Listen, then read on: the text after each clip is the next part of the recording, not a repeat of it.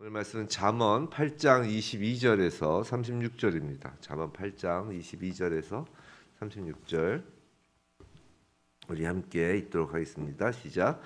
여호와께서 그 조화의 시작 곧 태초에 일하시기 전에 나를 가지셨으며 만세 전부터 태초부터 땅이 생기기 전부터 내가 세움을 받았나니 아직 바다가 생기지 아니하였고 큰 샘들이 있기 전에 내가 이미 났으며 산이 세워지기 전에 언덕이 생기기 전에 내가 이미 났으니 하나님이 아직 땅도 들도 세상 진토의 근원도 짓지 아니하셨을 때라.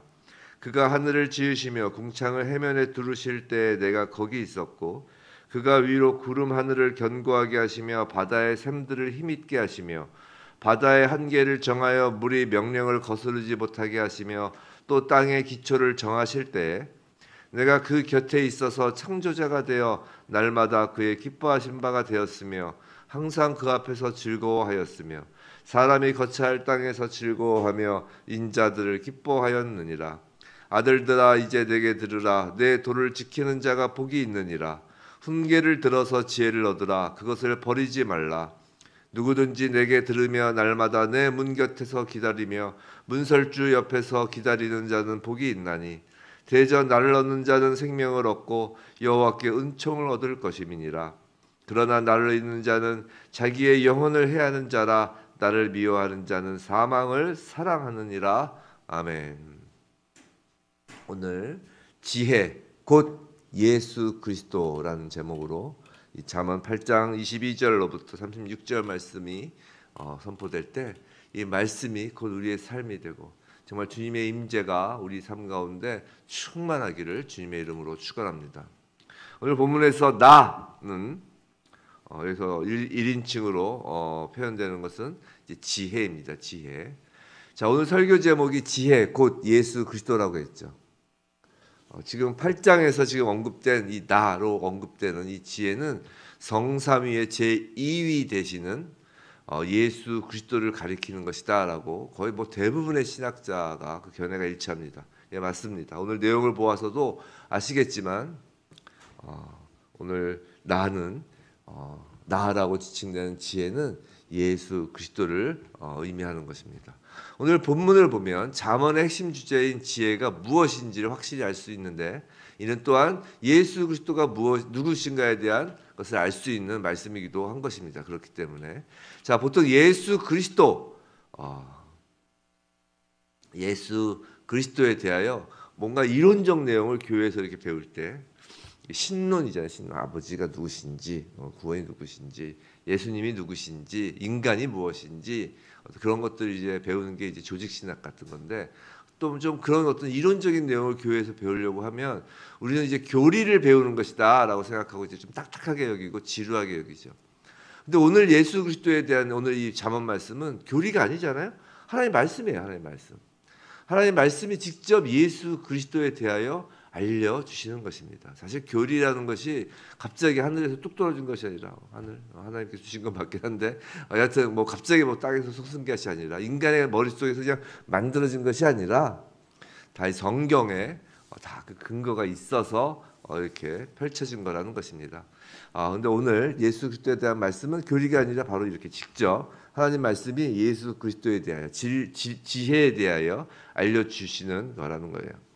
호세아서 6장 3절에 그런 말씀이 있어요. 유명한 말씀인데 여호와를 알자, 힘써 여호와를 알자라고 해요. 그렇게 여호와를 힘써 할 때 그 호세아서 6장 3절 후반부에 뭐라고 되어 있냐면 그의 나타나심은 새벽 빛같이 어김없나니 비와 같이 땅을 적시는 늦은 비와 같이 우리에게 임하시리라 하니라라고 이렇게 합니다. 즉 여호와를 알자. 그럼 그것이 그의 나타나심과 연관이 된다는 것이에요. 그리고 우리에게 임하신다는 것이에요. 우리가 여호와를 알면. 즉 안다라는 거와 임재와 이렇게 상관이 있다는 것입니다. 우리가 주님을 더욱 알아갈수록 주님과 더욱 함께하는 거라는 것이에요. 날마다 주님을 아는 지식이 더욱 풍성하여지길 주님의 이름으로 축원합니다. 주님을 아는 지식이 풍성해질수록 주님을 많이 알면 알수록 알려고 하면 할수록 이렇게 주님이 임재하신다는 거예요. 성령으로 충만히 임재하십니다. 이 말씀 가운데 성령이 임하는 거예요. 이 성경 말씀 가운데.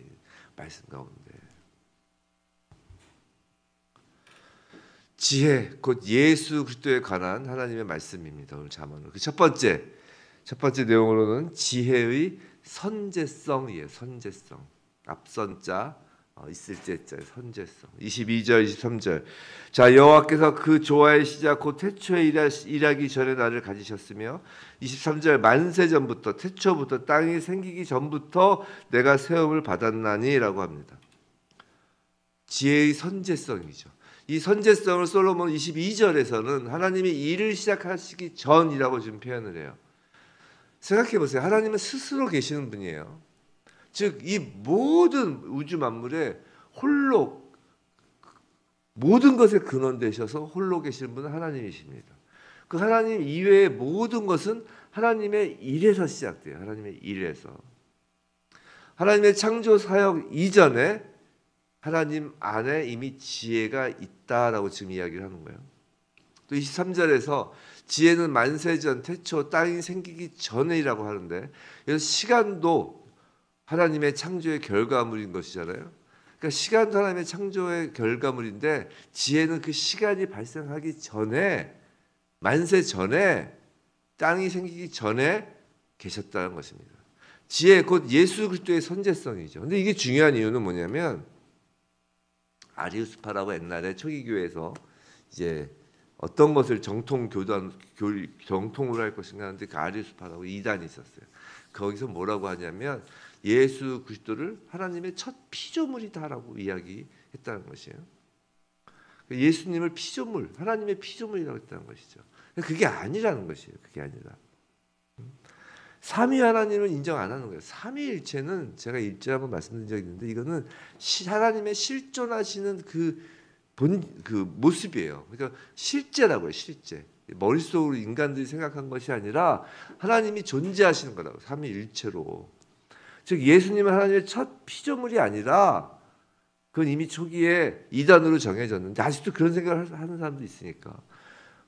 아니라 예수님이 삼위 하나님의 제2의 하나님이라는 거예요. 만약에 하나님의 피조물이라면 예수 그리스도가 하나님의 피조물이라면 오늘 본문처럼 이야기할 수 없다는 것이죠. 하나님이 일하시기 전 창조 전에 있었다고 할 수 없다는 것이에요. 피조물인데 어떻게 창조 전에 있어요? 피조물이면 당연히 창조 후에 있는 것이죠. 하나님이 일하신 후에 존재하는 게 그 피조물이잖아요. 그래서 첫 번째 예수님 지혜로 표현되는 예수 그리스도의 선제성에 대해서 지금 이야기를 하는 것입니다. 오늘 좀 이렇게 좀 이런 걸 예수님에 대해서 오늘 주제처럼 한번 알아보자는 거예요. 둘째, 지혜는 하나님과 동일한 하나님의 아들입니다. 이 표현이 좀 애매할 수 있죠. 동일한데 하나님의 아들이라는 거예요. 24절, 25절 여기도 물론 전이라는 얘기가 나와 있지만 한번 읽어볼게요. 24절, 25절 아직 바다가 생기지 아니하였고 큰 샘들이 있기 전에 내가 이미 났으며 산이 세워지기 전에 언덕이 생기기 전에 내가 이미 났으니라고 합니다. 자, 내가 이미 났으니에서 24절, 25절에서 하나님과 동일하지만 하나님의 아들이다. 동일한 하나님의 아들이다라는 것입니다. 그래서 이미 났으며라는 말은 뭐 쉬운 말로 태어났다는 거예요. 태어났다. 이 말은 아까 말씀드린 것처럼 예수님이 하나님으로부터 창조된 피조물이 아니라 하나님과 동일한 본성과 영광을 지니신 하나님이시다라는 뜻이에요. 자, 좀 설명을 들어보세요. 성부 하나님과 성자 하나님의 관계를 자, 이제 하나님께서 하나님을 계시하시는데 이 성경은 하나님의 자기 계시잖아요. 이 성부 하나님과 성자 하나님의 관계를 하나님이 인간에게 계시하기 위하여서 인간이 알아듣게 이렇게 하는 거잖아요. 인간이 알아듣게 하시기 위해서는 결국 인간의 단어를 사용하실 수밖에 없는 거예요. 물론 인간의 언어도 하나님이 창조하셨지만 그 인간의 언어 수준의 그 체계에 맞게 그 수준에 맞게 하나님이 자기 계시하신 것이죠. 근데 인간의 단어 중에서 그 성부 하나님과 성자 하나님의 관계를 표현하는 것으로는 그것을 가장 잘 묘사할 수 있는 단어가 바로 낫다라는 단어라는 것이에요. 그래서 시편 2편에서도 이런 말씀을 해요. 여호와께서 내게 이르시되 너는 내 아들이라 오늘 내가 너를 낳았도다라고 하는 것이에요.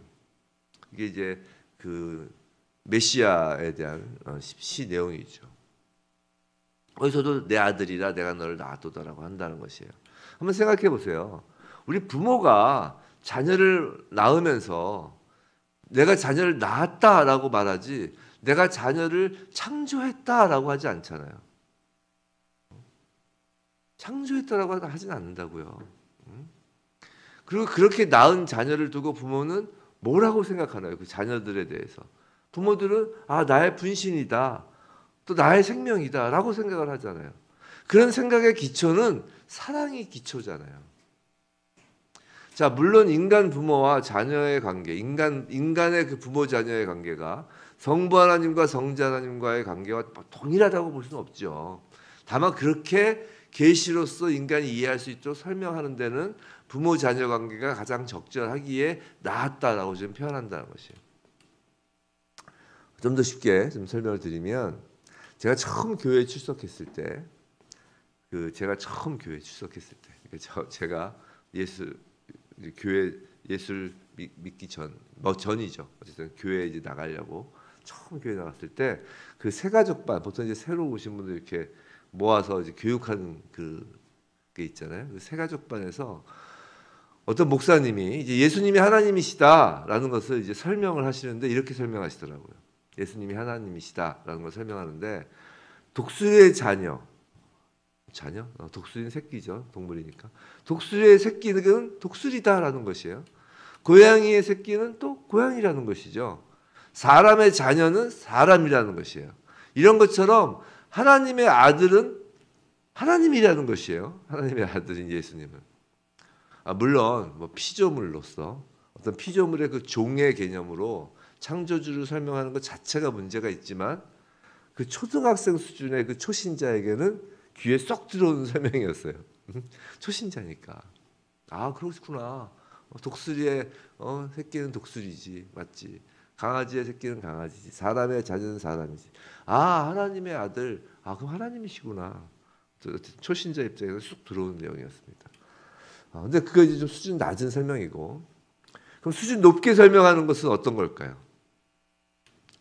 우리가 니케아 신조, 아까 그 이단 얘기했었는데 아리우스파, 그것을 정리한 회의가 니케아 종교회의였어요. 325년에 거기서 정립된 니케아 신조가 있는데 이제 그 니케아 신조가 지금 모든 기독교 의 토대를 쌓고 있는 것입니다. 어떤 교리적인 부분은 거기서 예수 그리스도에 관한 부분만 발췌해 보면 이래요. 한 분의 주님 한번 들어보세요. 한 분의 주님이신 예수 그리스도를 믿으니 그분은 성부에게서 나신 독생자이신 하나님의 아들로서, 자, 말하자면 성부의 실체로부터 나셨고 하나님에게서 나신 하나님이요 빛에서부터 나신 빛이요 참 하나님에게서 나신 참 하나님이시요 태어나신 것이지 만들어지지는 않았으며 성부와 동일한 본질이시니라고 되어 있어요. 인간은 하나님이 만드셨잖아요. 그죠? 그걸 빚어서 만드셨다고 했잖아요. 하지만 예수님은 태어나신 것이지 만들어지진 않았다는 것이에요. 그래서 성부와 동일한 본질이라는 것이죠. 좀 높은 수준으로 이제 말하는 것입니다. 그럼 성경에서는 어떻게 말씀하고 있을까? 빌립보서 2장 6절, 그는 근본 하나님의 본체시나 하나님과 동등됨을 취할 것으로 여기지 아니하시고라고 하는 그 말씀, 즉 하나님의 본체라는 것이에요. 이 하나님의 본체라는 것은 하나님의 속성, 능력, 일하신 하나님의 뜻과 생각이 모두 하나라는 것입니다. 어렵죠? 이렇게 얘기한 게 더 아무래도 독수리 새끼는 독수리다가 훨씬 쉽습니다. 자, 예수 그리스도의 세 번째, 지혜에 대한 세 번째, 지혜는 창조자입니다. 창조자. 27절부터 30절 내용을 보면 만물이 지어질 때 지혜가 하나님 곁에 있었다고 해요. 그리고 30절에서 보면 지혜가 내가 그 곁에 있어서 창조자가 되어라고 합니다. 즉 지혜가 창조자가 되었다고 말씀하고 있는 것이에요. 이에 대하여 요한복음에서 사도 요한은 1장 3절에서 이런 말씀하죠. 만물이 그로 말미암아 지은 바 되었으니 그가 지은 바 되었으니 지은 것이 하나도 그가 없이는 된 것이 없느니다라고 분명히 증거하고 있어요. 만물을 지으셨어요. 근데 만물을 지으셨을 뿐만 아니라 29절을 보면 바다의 한계를 정하여 물이 명령을 거스르지 못하게 하셨다고 해요. 즉 이 말씀은 지혜는 단순히 창조자일 뿐만 아니라 창조된 피조 세계의 질서를 주관하시고 섭리하신다는 것이에요. 지금도 이 우주가 이렇게 존재하는 이유는 태양이 있고 지구가 돌고 그 태양계 그 행성들이 돌고 항성들이 그 자리를 위치하고 있으며 달이 지구를 돌고 이 모든 것들은 그 하나님께서 바로 지혜가 즉 우리 주님께서 이것을 다 붙잡고 섭리로 운행하시기 때문입니다. 그런데 오늘 지혜 곧 예수 그리스도에 관하여 가장 중요한 것이 아직 하나 남아 있어요. 지금 세 개 있죠. 처음에 뭐라고요? 지혜는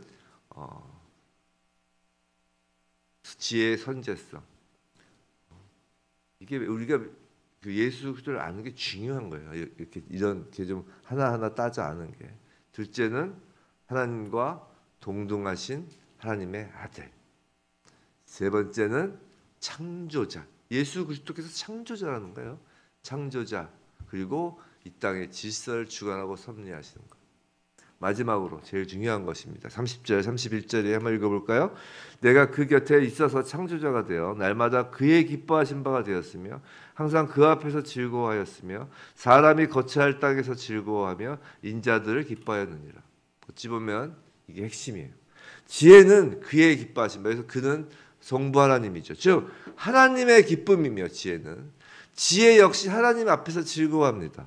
또한 지혜는 하늘에서뿐만이 아니라 31절 사람이 거처할 땅에서 그냥 땅이 아니에요. 사람이 거처할 땅에서 즐거워하며 인자들을 기뻐합니다. 지혜는 하늘과 땅의 기쁨이 되는 것이에요. 지혜는 하늘의 기쁨과 땅의 기쁨을 하나가 되게 하는 것입니다. 하늘의 영광 온 땅 위의 평화라는 말씀이 생각나죠. 크리스마스 때 성탄절날 늘 우리가 맞이하는 단어죠. 그 말씀이잖아요. 하늘의 영광, 땅에는 평화. 하늘과 땅을 그렇게 잇는 것이 바로 지혜 예수 그리스도라는 것이에요.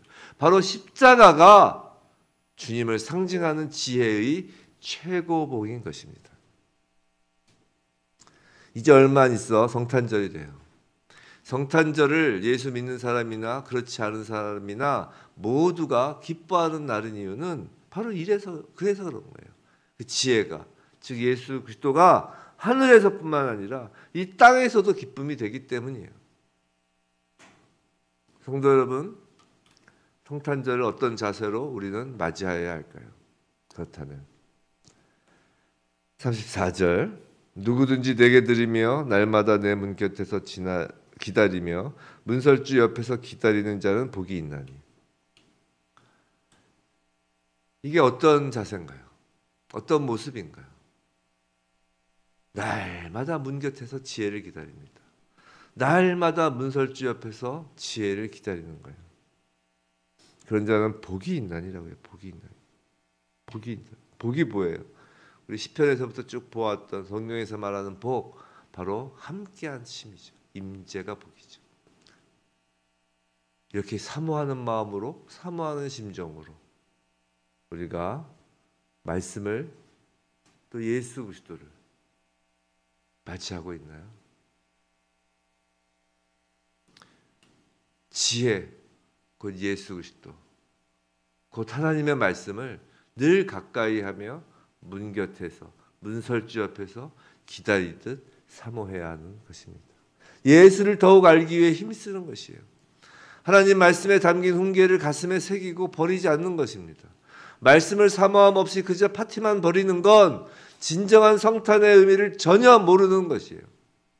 세상 사람들은 그럴 수 있어요. 세상 사람들은 몰라도 적어도 지혜를 품고 주님을 사랑하는 성도라면, 그리스도인이라면 말씀 가운데 임하는 그 성령을 통하여 주님께서 과연 어떤 지혜를 주실까? 이 성탄절엔 어떤 지혜를 주실까? 어떤 말씀을 주실까? 어떤 말씀으로 우리에게 임재하실까라는 그 지혜와 예수 그리스도의 임재를 기대하고 기다릴 것입니다. 부디 지혜이신 그 예수 그리스도를 더욱 알기 원하고 날마다 하나님 말씀을 사모하며 주님의 임재와 동행하심을 늘 간구하며 우리가 성탄절을 맞이하는 우리 모두이길 주님의 이름으로 축원합니다.